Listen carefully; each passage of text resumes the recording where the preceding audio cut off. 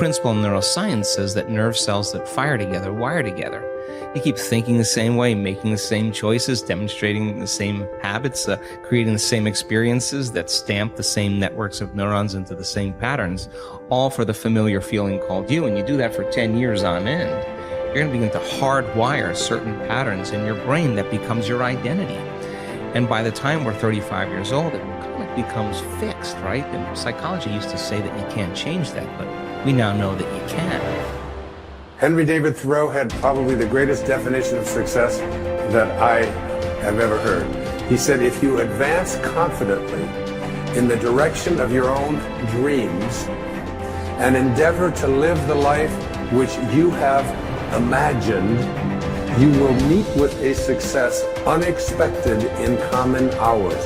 It will chase after you if you can place into your imagination what it is that you would like to attract and begin to feel it. That which you feel yourself to be, you are. And you are given that which you are. So assume the feeling that would be yours were you already in possession of your wish. And your wish must be realized. So live in the feeling of being the one you want to be, and that you shall be. Inspire yourself into the right direction. Look, find things to latch onto, hook on to things that inspire you, fill your eyes and your soul with them, and know that this is your power. This is the advantage you have over everyone else. You fill yourself up with things that inspire you and fuel you day after day after day. See, if you're playing it safe, you're not going to win. If you're playing it safe, like that old saying, you know, you were taught when you're a little girl, better to be safe than sorry. Well, that's a bunch of crap. It's not better to be safe than sorry. It's by trying things that you figure out how far you can go. You got to get outside the box. Like it's reported Edison tried 3,000 ways before he built the incandescent light. He said he didn't fail 3,000 times. He said there was 3,000 different steps to building a light bulb. Well, there's different steps to get to where you're going. And I really do treat winning and losing exactly the same. I do not let it upset me. So as you begin to look at this decade and affirming that this is your decade, as you set goals that will make you stretch, that will bring out the best in you, as you begin to remove the negative, toxic people from your life, as you decide to take some chances in life, and that's one of the things that's very important. This God said, if you're not willing to risk, you cannot grow. And if you cannot grow, you cannot become your best. And if you cannot become your best, you cannot be happy. You can't be happy. And what else is there? This is time for a little truth. Maybe you need to become much wiser than you are at the moment. You need to become stronger. You need to have better health. Maybe you need a little coaching to really become the person I want to become. I'm going to have some coaching, physical coaching, spiritual coaching, developing skills coaching. To be the influence you want to be, you've got to build an incredible reputation. What kind of person must I be to attract all that I want in life and the people that I want and the opportunities that I want? You knock on the door and opportunity opens. You must stand there as a very attractive person, or you may not be invited. One of the most mysterious and unique phrases that Jesus ever used. Here's what he said.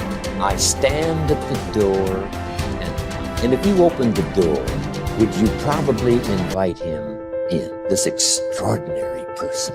You say, wow, yeah. And he said, if you invite me, I'll come in, sit down, talk things over. For you to be that kind of attractive person, that if you knocked on the door of opportunity and it opened and you stood there, would you be the kind of person that opportunity would say, come right in and sit down and let's talk about the future?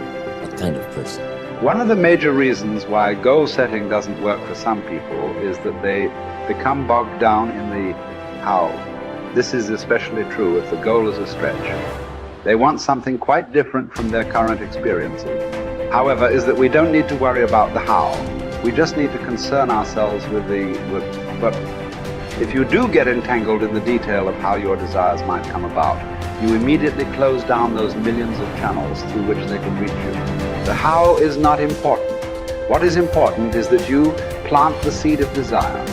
Nourish it with clear visualization of the ripened fruit. Water it with sincere faith. But leave the means to universal mind. Open up your mind.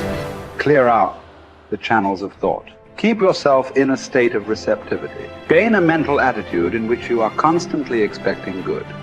It is these positive expectations that are so critical to success. When looking at the tiniest building blocks of life, scientists were astounded to discover that the particles behave differently depending on what the scientists observing them expected. It's the same in your life. We will rise or fall to meet our expectations, or those others afterwards. No doubt you will have heard of the self-fulfilling prophecy. But do you know who first coined the term? It was a sociologist called Robert K. Merton. In his book, Social Theory and Social Structure, he states, the self-fulfilling prophecy is, in the beginning, a false definite of the situations, evoking a new behavior which makes the original false conception come true. This specious validity of the self-fulfilling prophecy perpetuates a reign of error. For the prophet will cite the actual course of events as proof that he was right from the very beginning. In other words, if you make up your mind about something, then you immediately influence your behavior and ultimately your results. Whether your assumption is true or not is irrelevant, because the belief that it is will alter your behavior to bring about a reign of error that vindicates your initial assumption. So, forget about the how. Collier reminds us, your part is to impress upon mind your need, your earnest desire, your boundless belief in the resources, and the willingness of universal mind to help you. In other words, expect the best and it will do the rest. So you have to constantly pour energy into your own life to make sure that you're making progress to your goals if you're going to eventually achieve success. And the only way that you're going to be able to do that is to have a growth mindset. Now, really simply, a growth mindset is that you believe that your talent and intelligence are not fixed traits, that you can get better at something as you put time and energy into getting better at that thing. It's what I call the only belief that matters. The only belief that matters is that by applying time and energy into something, you will actually get better at it. Now, once you believe that, everything in your life downstream of that gets better, because now you know, oh, I messed up at this thing, I suck at that thing, the world is trying to stop me from doing that thing, the world is effective at stopping me from doing that thing. Oh, word? All I need to do is go and get better and I can outperform people. As Kobe Bryant said, and this has become my favorite quote in the world, boos don't block dunks. Now, what did he mean by that? He meant that no matter what, you can get so good that people can't stop you. People were paid millions of dollars to stop Kobe Bryant from scoring points, and yet he scored 81 points in a single game just by getting better than other people. Getting better than other people requires you to have a growth mindset. That's the growth part. You're going to get better so that when you fail, and you will fail over and over and over and over and over and over and over again, and it's going to be embarrassing and it's going to hurt and all that, but when you fail, if you believe, oh, failing means that I'm a failure because my talent and intelligence are fixed traits, there's nothing I can do to get better, you will stop. Why wouldn't you? It's the only thing that makes sense. But if, on the other hand, you believe that, oh, I can get better at this. I'm not good enough yet, but I can get good enough by applying time and energy into getting better.